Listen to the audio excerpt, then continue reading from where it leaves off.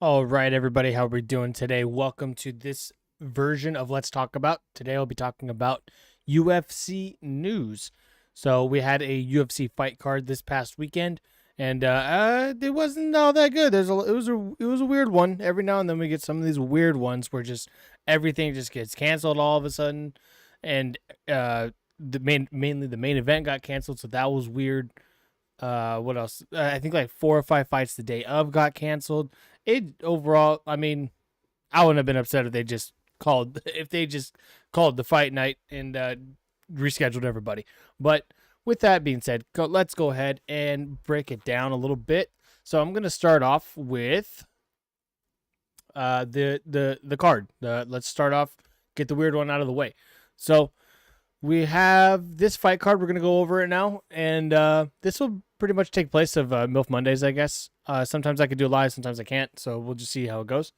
But this fight, all right fight. I had some issues getting the live stream going when I wanted to do it, but it was decision, and then another decision after that, and then another decision? Oh no, this was Jordan Levitt. Yeah, I'm glad he got performance of the night. He had a really good submission in the first round. Went in, got him, took him down, everything. I wanted Holloway to win, but it's okay.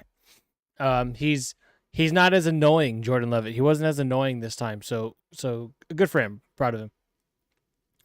After that, we had another decision. This was a pretty fun fight though. And then that was it for the prelims. I think like 2 or 3 on the prelims got canceled. And then after this, we had another decision. And then I fell asleep. So it looks like we had another decision. And then I did wake up for this one. I saw Dustin Jacoby knock him out. That was crazy. He was going in, and man, the ref, I forget, was it Herb or Dan? One of them let the guy just keep going. And he gave the Bruno Lopez all the chances he could, and Dustin just like got in there. He should have separated a little bit earlier, and then got just another big hit in, but he just kept going big hit, uppercut, hook, everything. It was crazy. So yeah, the good win for him. He's 37 and killing it right now. So hopefully, what's he's not even ranked, so that kind of sucks. But I hope he gets, if he keeps his trajectory going, I hope he gets a title shot soon. After that, we had a submission in round one again. Oh yeah, I remember. I saw this one too. Yeah, that was nuts. Billy Ray Goff was just laying there. He's like, like that. Oh man, that was crazy. And I forget. It wasn't the dart stroke. How do you? I forget how he submitted him. But yeah, that was kind of crazy. I wanted Billy Ray Goff to win that one. I just guessed he would win, but no, he got smashed. And then this guy, I think was he the? I think he was the guy that was like he kind of owed everything. He gave a shout out to Sean Shelby maybe because he thought he was gonna get cut from the UFC or something like that. Maybe it's a different guy, but either way, this guy was giving his praises to DC, everything like that. Yeah, I'm pretty sure it was him. So it was a good, I mean, good performance by him. It wasn't really a good fight, but it was a good performance by him. And then after that, Gamrot won by decision. Fell asleep in that one. And then I was waiting for this one, and it didn't happen. Macy Barber apparently had a fucking seizure before the fight happened. So, yeah, that didn't happen. That was weird. They were getting ready to walk out, and it didn't happen. So this became the main event.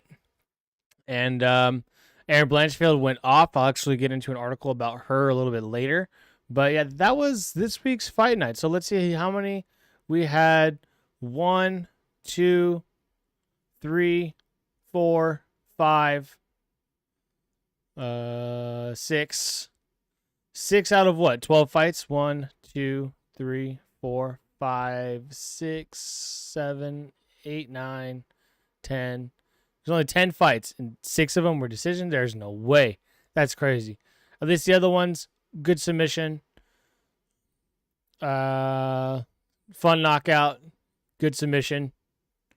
And then didn't happen. Yeah, damn, there's only 10 fights. That's insane. 6. No. No. 6 decisions on a fight card that was only had 10 fights. That's no good. Come on, guys. We got to do better than that. Otherwise, this fan base is going to keep dwindling, bro. So, weird fight night, but the submissions and the one knockout was fun. Put it that way. So let's go ahead and get out of this. We're going to move on past this garbage. And we're going to go ahead and start off with an article. UFC's Tom Aspinall tired of waiting for retired John Jones. It's going to be a clip. We'll watch it. This was done by Brett Okamoto, longtime UFC guy. I'm assuming an ESPN guy, but I see him a lot in the UFC stuff. So let's go ahead and take a listen to this clip. It's from the Good Guy Bad Guy podcast, which came out today. Let's skip through this stupid ad first.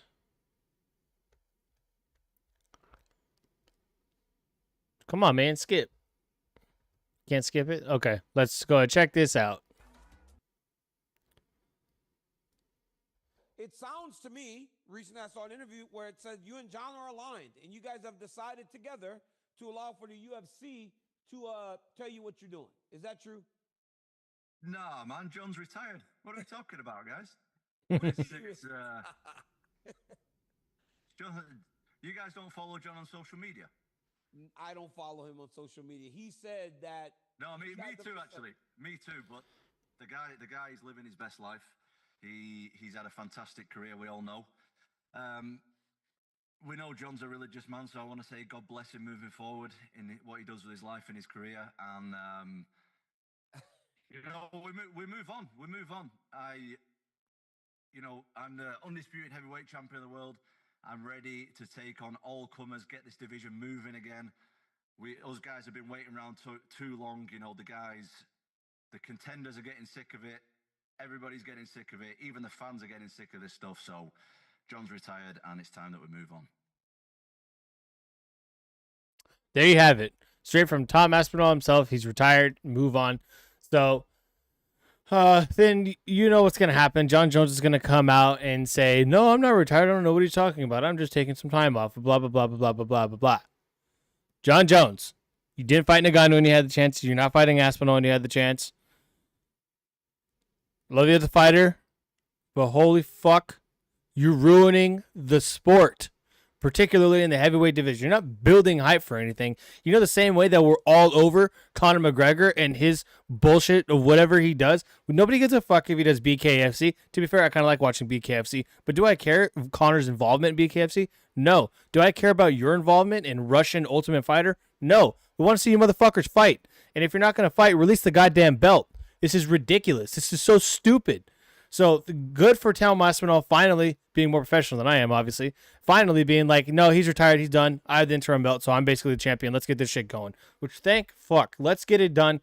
Let's make it happen. No more John Jones talk. The next time I want anybody to talk about John Jones and the UFC is when he is fucking in the octagon. Not 6 months out, not a year out, not 2 days out, because we all know he's gotten popped 2 days prior. So, no, until he is actually in the octagon, no more talking about John Jones. Let's get the heavyweight division rolling because this fucking heavyweight division sucks. It's so bad. Nobody wants to watch any of them, and they're all boring. Aspinall's the only fighter that can actually put up a good fight, and he finishes all his fights in a minute. So that's why Jones was the only good fight to make. Now it's just like, bro, fuck this. This is so stupid.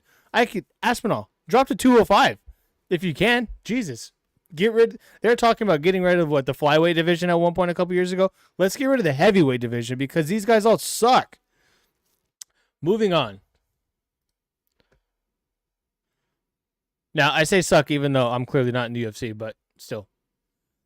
It sucks as far as being a fan and wanting to see fights. Let me put it that way. As far as interim UFC heavyweight champion is concerned, Tom Aspinall, John Jones is officially retired. Okay, I don't care about his record.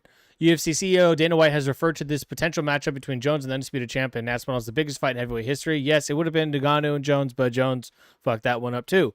But Jones has been not committed on his interests, and Aspinall, who has not fought since defending his interim belt in July 2024, is clearly sick of waiting around. Those guys, John Jones' camp, have been waiting around too long. The contenders are getting sick of it. Everybody's getting sick of it. Even the fans are. So we just saw him say that. Other than White previously expressing optimism, the UFC has not made any new comments on the status of the potential fight. To Aspinall's point regarding the division, almost none of the top-ranked heavyweights currently have a fight booked. Jesus, none of the top-ranked ones? That's ridiculous. The other guys don't want to fight anybody because they might be next themselves. Okay, they got to stop being a bitch. Just fight anyways, dude.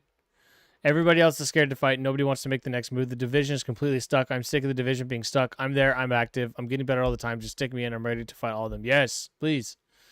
Aspinall. Because if Aspinall does this and they just kind of like basically just give him the belt because Jones stripped it or have him fight for the belt, either way, Aspinall could go on to be the greatest heavyweight of all time. He could easily beat Stipe's record because he's so active and his fights finish so early that like he hasn't been in a banger of a fight. He finishes all of them.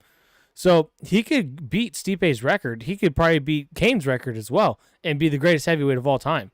Jones had that chance. He's already the greatest fighter of all time. I guess he's going to give him that.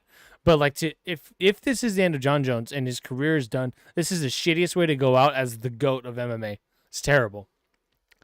Aspinall went on to say his next move should be announced soon in conjunction with the UFC. Don't care about what John Jones has to say. Okay, so that's it for the Tom Aspinall, John Jones. Go ahead and let me know down below what you think about his Aspinall's thoughts. Let me know what you think about my thoughts, my little rant that I went on. Let me know what you think this should happen to the heavyweight division. Should they just give Aspinall the belt since he already has the interim belt and just make his next fight as a title defense? What do you think he should do, and who do you think he should fight if it's not John Jones? I don't want to hear more John Jones talk. So with that, I will be moving on. Here's the thing, guys. Sean Strickland. Sean Strickland claims 7-figure net worth and explains why he turned down a recent fight offer. I have never known Sean to be one to turn down a fight, so I am kind of surprised. Let's see what is not what he has to say, but let's see what is said in the article. This article comes to us by Alexander K. Lee. Sean Strickland has been treated well by the fight business. The former UFC middleweight champion recently appeared on the stream with popular influencer Aiden Ross. The two discussed a number of topics, both fight and non-fight related. At one point, Strickland was asked about his finances, and he gave Ross an estimate of his worth and how he expects them to look once he's finished fighting. My net worth is probably around $4 million liquid, Strickland says. When I say liquid, I mean investments. I have about $500,000 in real estate, and the rest is in different accounts. Good for him. Real estate's the best way to make money. By the time I'm done fighting, worst case scenario, I'll probably have a net worth of around $8 to $10 million. I could live off that. I would do about 5% withdrawal. So 5% withdrawal of $8 million is like $400,000. So when I'm done, I'll probably be making about $400,000 a year at a 5% withdrawal. There's no official record of how much Strickland has earned in his salary during his 11-year UFC career. 11-year, dang. So I saw him fight at UFC 199. And so he was very new to the UFC then. Though considering he has 23 fights under his belt for the promotion, including a trio of title fights, it's fair to say he's one of the better compensated fighters on the roster. However, Strickland has previously been vocal about UFC fighter pay, telling Daniel Cormier in May 2024, the UFC does not do the fucking right things in regards to contract negotiations. Though Strickland sounds like he'll be able to live comfortably once those fight checks stop coming in, he's not entirely sure whether he'll continue to be part of the MMA community after the retirement or if he'll pursue other interests. I don't know. I won't stop, Strickland said. I like to work. What I tell people after a fight is you get this large chunk of money, you got a broken nose, you can't fight, and you kind of wake up and you're like, what will make me happy? I have all the money I want. I'm doing what the fuck I want, and I realize that I'm the most unhappy when I wake up and ask myself what's going to make me happy. He'll probably just coach.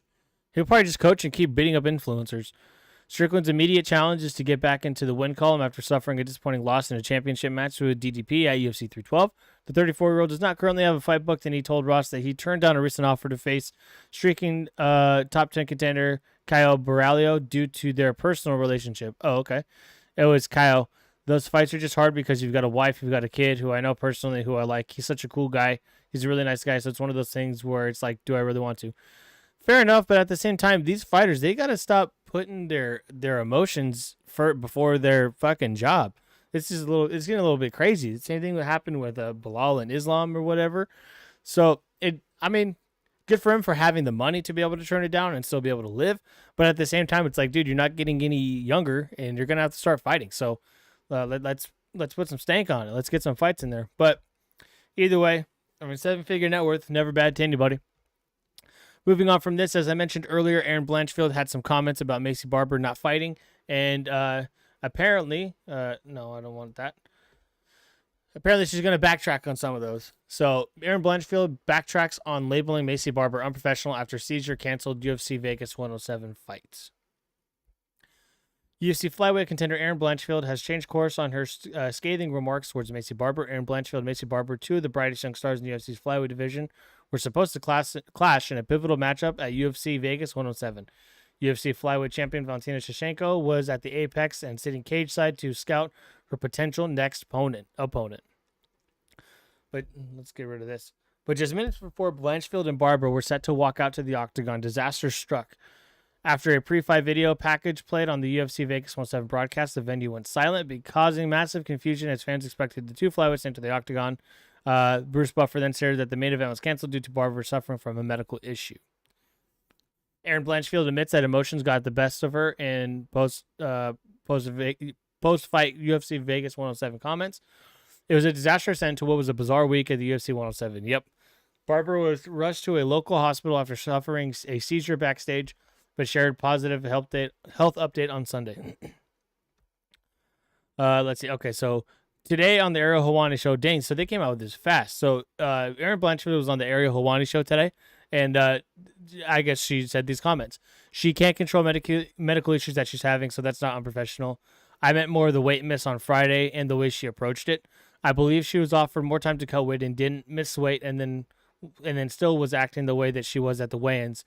So that's more what I meant about being unprofessional, being unreliable. I still stand by. She pulled out of the first fight and now this one. I know she has issues. Excuse me. I know she has issues, but if she does have those severe medical issues, that's why I wouldn't want to be matched up with her again. I was caught up in the moment myself. She probably does have some issues, and she probably should have pulled out sooner so that I would have had another opponent. Not being honest about her condition wasn't the right thing to do. So she's still kind of throwing some shade at her. Blanchfield predicted Barber wouldn't make it to fight night in the weeks leading up to UFC Vegas 107. The two flyweights were supposed to clash in 2021 before Barber withdrew due to injury. Blanchfield was then asked about her refusal to get booked against Barber again. As the two flyweights move forward in their careers, Blanchfield has also pivoted the stance, clarifying she'd be open to running it back with Barber in the future if her activity level improves. So, nah, she don't want to do it. So, I don't know. Go ahead and let me know down below what you think. Do you think that they should just give Blanchfield that title shot against Valentina? Or who would you rather see her fight next?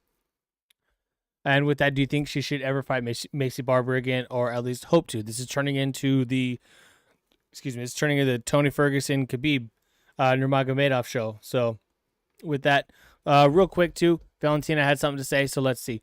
As for Valentina Shevchenko, she repeatedly teased a potential showdown with UFC strawweight champion Zhang Weili for her next flyweight title defense. Natalia Silva is also firmly in the mix after a dominant win over Alexa Grasso UFC 315. I think Zhang Weili is the fight to make with those girls, so hopefully they do it. And for our final topic today, we are going to be going over and breaking down UFC 316. So let's go ahead and do this real fast. Starting off in the early prelims, we have Quillan Salkil and Yanal Azmouche. I will go with Quillan. Wow, why am I saying that he's from somewhere else? I think his name's Quillan. After that, we have Jekka Sargi and Jusang Yu. I'll go Jusang Yu. After that, we have Ariana De Silva versus Wang Chong. I'll go De Silva. After that, we have Markel Medeiros versus Mark Chonsky. I'll go Medeiros. And then starting off the prelims, we have Chaos Williams versus Andreas Gustafsson. Ooh. I'm going to go with Chaos on this one. Come on, Chaos. Pull through. After that, we've got Sergey Spivak and Waldo Cortez Acosta in the heavyweights. Let's go. Man, that's tough. I'm going to go Acosta on this one. I want Spivak, but I think I'm going to go with Acosta on this one. After that, we have Azmat Murzakhanov versus Brendanson Ribeiro. I will go with Ribeiro. After that, we have Bruno Silva versus Joshua Van. Dang, these guys are close. I'm going to go Joshua Van. Starting off the main event, or main card, we have Vicente Luque and Kevin Holland. Man, this is tough. Kevin Holland is very up and down, but I never go against him. So I will go Kevin Holland on this one. After that, we have Mario Bautista and then welcoming in Patchy Mix. I'm going to go Patchy Mix on this one. Let's see what happens. After that, we have Kevin Gastelum versus Joe Pyfer. That'll be a fun fight. I got Joe Pyfer. In the co-main event, we have Juliana Pena versus Kayla Harrison. I have Kayla Harrison. And in the main event, we have Merab Dvalishvili versus Sean O'Malley. I'm gonna go out on a limb, and I'm gonna say this fight does not happen with Merab's whole toe issue. I think the commission will not pass him. Although are they in Vegas? Where are they? Where are they fighting from this week? In Newark? Where's that? New Jersey? It depends on the commission. I'm going to go out on a limb, and I'm going to say this fight does not happen, and that Pena and Harrison will become the main event. If the fight happens, I'll go with Merab.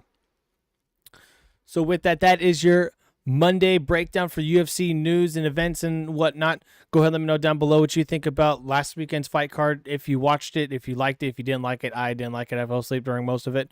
Let me know what you think about this upcoming week's fight, and let me know what you think about this news. Not too much news has come out today, but hopefully we'll get some more throughout the week. So with that, thank you for watching, and I'll see you guys in the next one.